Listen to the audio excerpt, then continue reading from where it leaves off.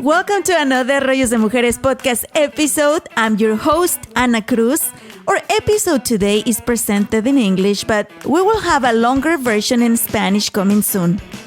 The story of my guest today impacted me so much that I wanted to take advantage and share it in both languages.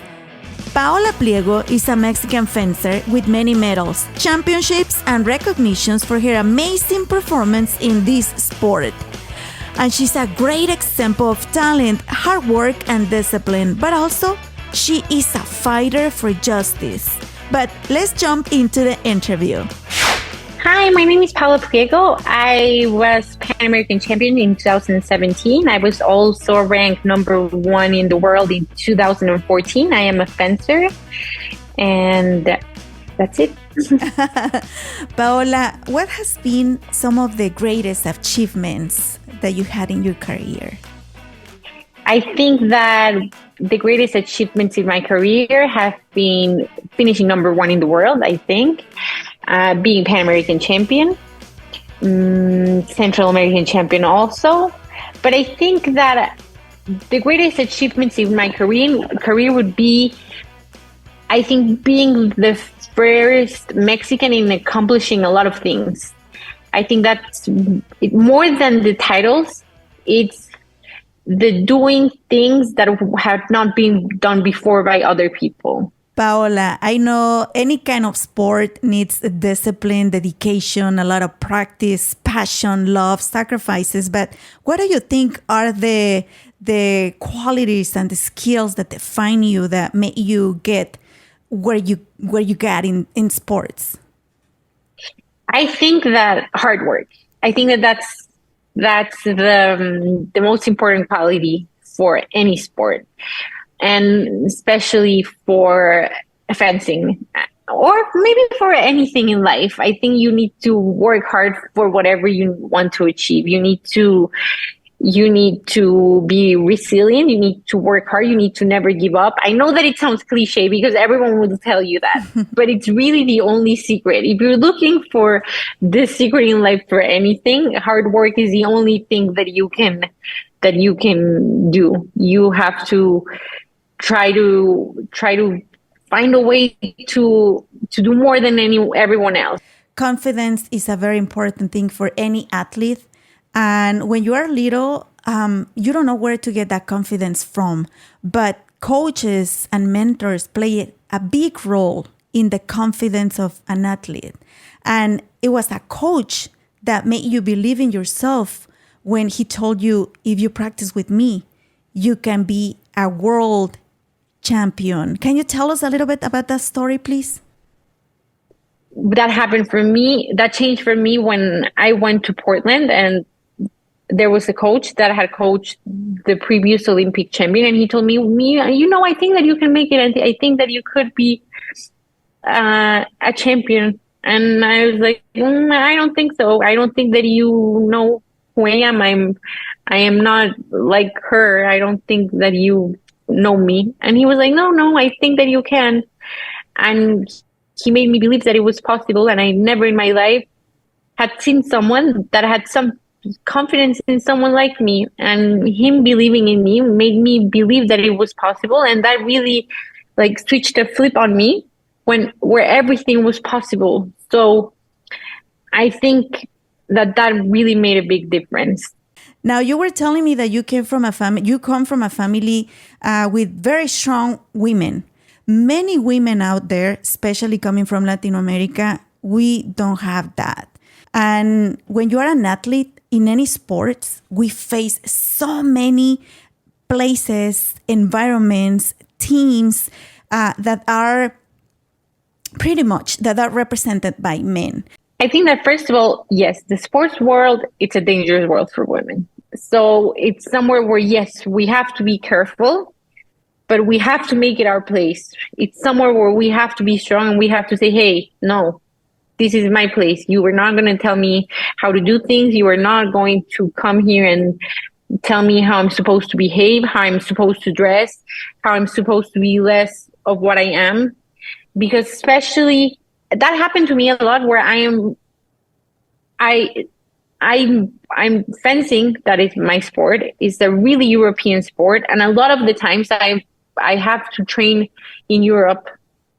And European people, they're not always happy with having a Latina that comes and is smiling and is laughing and it's just being herself. They don't like it a lot of times.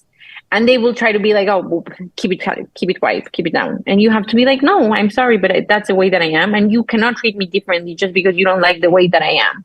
Just because I'm different and just because it makes you feel uncomfortable that that you don't act that way. And I think that unfortunately, the reality is that sports are not really for us, and we need to help each other.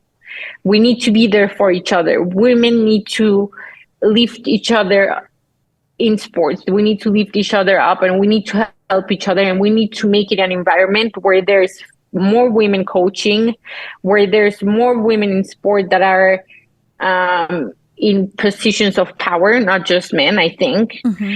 So we can really protect women, because women are do not have enough. They're not getting protected in sports. And also you're a fighter in all the meaning, Paola. In 2016, you wrongly tested positive for forbidden substances days before the Rio 2016 Olympics, which ended your Olympic dream.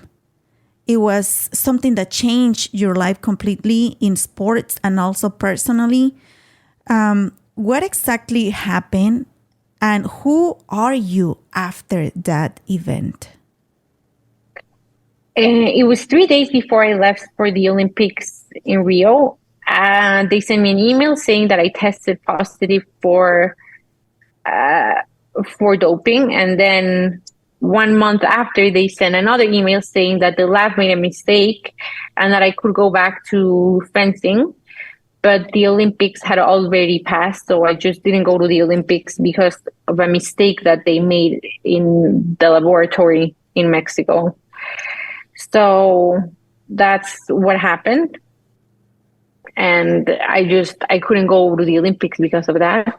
I lost my chance to compete. I lost really all the work, all the hard work that I had been doing for all my life just to go. And that's what happened. And I think that it was just, I think that for me, I understand that it's not the most difficult thing that can happen to a person, but for me, it was the most difficult thing that happened in my life. For me, it has been the biggest challenge of my life. I think that it really made me lose a part of myself. I think that people don't understand how much athletes put into their careers, how much it's our life, our identity. It's what we are. It's what we do every day. It's what defines us. And for me, it took everything for me, really, because I really had dedicated my whole life to it, and it meant everything for me. So for me, it was like, like when they pulled the rug under me and I just didn't know what I was supposed to do with my life. I didn't know who I was anymore.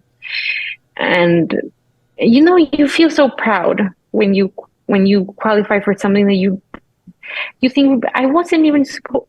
I never even believed that I was supposed to be there, who thought that I was supposed to qualify. And then when you finally do it, you feel so proud. You feel like you were not even supposed to be there, and then they just take it from you. I think that it's just heartbreaking, and you don't understand how to deal with it. But in the end, I think that all negative situations make you grow as a person and make you understand a lot of things and make you realize that nothing really defines you, only yourself and who you really are as a person. And there is a lawsuit going on right now, and I know you can share much about it, but thank you for doing that, Paola, because you were not quiet about it and you are fighting for justice. Yes, I think that I cannot really speak about the lawsuit because it's still going on, but I can just say that for me, again, I understand that now, years pass because really has been, this has been going on since 2016. And now I see things and I think, oh my God, what was I thinking? I didn't even think about it twice. So for me, the obvious thing was to just sue them, I was like, they did something wrong, I need to sue them. That's how people do things, So for me, it was the obvious thing. And now I realized, okay, maybe it was not so much the obvious thing, but I did it that way.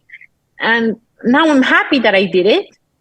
And now I realize how it's important for people to do it. I understand that it is hard to stand up for yourself. It is hard to say, no, you can't do that to me. It's even hard sometimes to realize how it's not your fault, and how sometimes, yes, people do bad things to you and it's not your fault. And there is people with bad intentions out there that are doing things to you, and you need to say, no, that's not okay. And thank you so much, Paola Pliego, for being the first one in so many things. Thank you so much for your dedication. Thank you so much for your commitment with sports, for representing Mexico, for representing Latinas, for representing us women in sports. And thank you not just for your dedication and message in sports, but thank you for who you are as a person and being a role model for many, many other athletes, but especially to us, to women. Thank you for being with us today, Paola Pliego. No, thank you. And thank you. For me, it's a thank you to other women for being role models for me. I think that's the most important thing. And sometimes we cannot change the circumstances around us. But yes, we can change the way we face the obstacles and the lessons we learn from them. My name is Ana Cruz. Thank you so much for listening to this episode, and remember to follow us in social media at Rollos de Mujeres and at Rollos de Mujeres Podcast. Until next time.